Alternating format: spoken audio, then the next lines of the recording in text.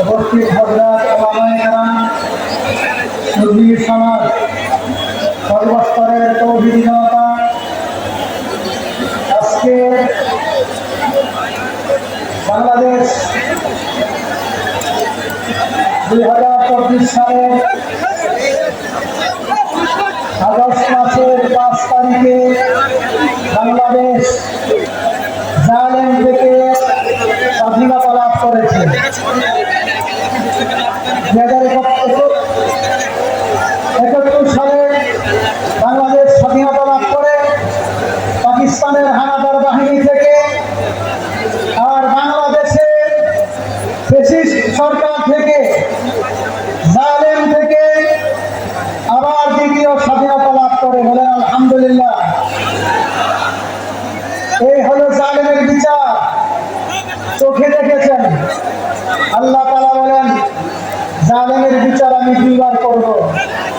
ওয়া ইজ্জতি ওয়া জালালি লাম তাকিমান্না মিনাজ জালিমি ফি আখিরিহি ওয়া আখিরিহি। আল্লাহ কসম খেয়ে বলেন, আমি জালেমের বিচার করব দুনিয়াতে, আবার জালেমের বিচার করব আখিরাতে। অতএব এই থেকে শিক্ষা গ্রহণ করতে হবে। পৃথিবীর সকল প্রকার জালেমদেরকে বলতে চাই, বাংলাদেশে যে কোনো জালেম আবার মাথা চাড়া দেওয়া দেবে, তাদেরকে এমন ভাবে ছাত্র জনতা প্রতিহত করবে। অতএব কোন জালেম যাতে বাংলার মাটিতে জুলুম করতে না পারে, আমরা সকলে সোচ্চার থাকবো। প্রিয় ভাইরা আমার, হেফাজতে ইসলাম প্রতিষ্ঠা করেছেন শেখুল ইসলাম আল্লামা আহমদ শফি রাহমাতুল্লাহি আলাইহি। প্রতিষ্ঠাতা মহাসচিব ছিলেন আল্লামা জুনায়েদ কাদরী রাহমাতুল্লাহি আলাইহি। হেফাজতে ইসলাম কে প্রত্যেকটি মানুষ ভালোবাসে, প্রত্যেকটি মুসলমান হেফাজতে ইসলামকে ভালোবাসে।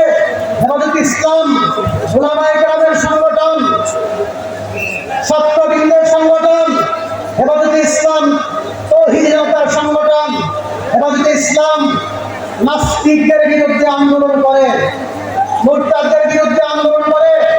যখনই বাংলার মাটিতে, এই পৃথিবীর মুখে রাসূলের শানে কটাক্ষ করবে, ইসলামের শানে কটাক্ষ করবে, কুরআন শানে কটাক্ষ করবে, এই নাস্তিক মুরতাদ ব্লাগারদের বিরুদ্ধে হেফাজতে ইসলাম আন্দোলন করবে। হেফাজতে ইসলাম প্রয়োজন হলে জিহাদ করবে। কোন নাস্তিকের স্থান বাংলার মাটিতে হবে না। প্রিয় ভাইরা আমার, হেফাজতে ইসলাম প্রথমে এই জালেমের বিরুদ্ধে রক্ত দিয়েছে। শাপলা চত্বরে এই ওলামায়ে কেরাম জালেম হানাদার বাহিনীর আঘাতে শত শত হেফাজত নেতা কর্মী শাহাদত বরণ করেছে। শাপলা চত্বর রক্তে রঞ্জিত হয়েছে।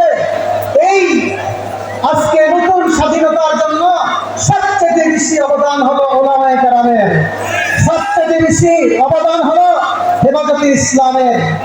অতএব আমরা 2013 সালে, এর পূর্বে 2009 সালে পিলখানার হত্যাকাণ্ড, 13 সালে হেফাজতের হত্যাকাণ্ড, 21 সালে আবার হেফাজতে ইসলামের হত্যাকাণ্ড, 24 সালে ছাত্র জনতার হত্যাকাণ্ড। সমস্ত হত্যাকাণ্ডের অতি দ্রুত বিচার চাই, বিচার চাই। বাংলার মাটিতে তাদের প্রকাশ্যে বিচার করতে হবে। আমাদের ওলামায়ে কেরাম অনেক জেল কেটেছেন, নির্যাতন ভোগ করেছেন। এই ওলামায়ে কেরামের বিরুদ্ধে অনেক মামলা, প্রায় 300 মামলা।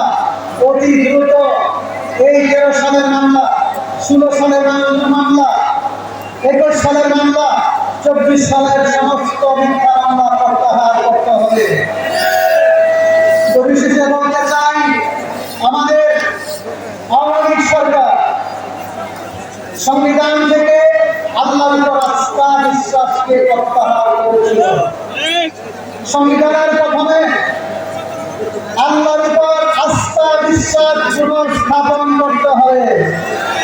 হেফাজত ইসলামের দাবি শিক্ষানীতি থেকে হিন্দুত্ববাদ নাস্তিকবাদকে বাদ দিতে হবে।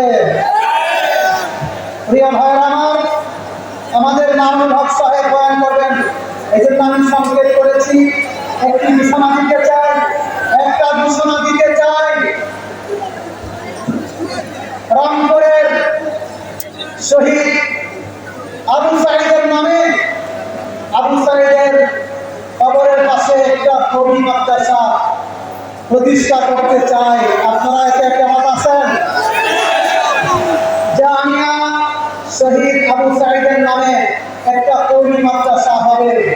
সবাই আপনারা এতে রাজি আছেন? সবাই রাজি আছেন? সকলেই সহযোগিতা করবেন। এই শুধু শহীদ আবু সাঈদ নয়, সমস্ত শহীদ যারা 24 সালে, 21 সালে, 13 সালে যত শাহাদাত বরণ করেছেন, সকলের মাগফিরাতের উদ্দেশ্যে এই মাদ্রাসা প্রতিষ্ঠা করা হবে।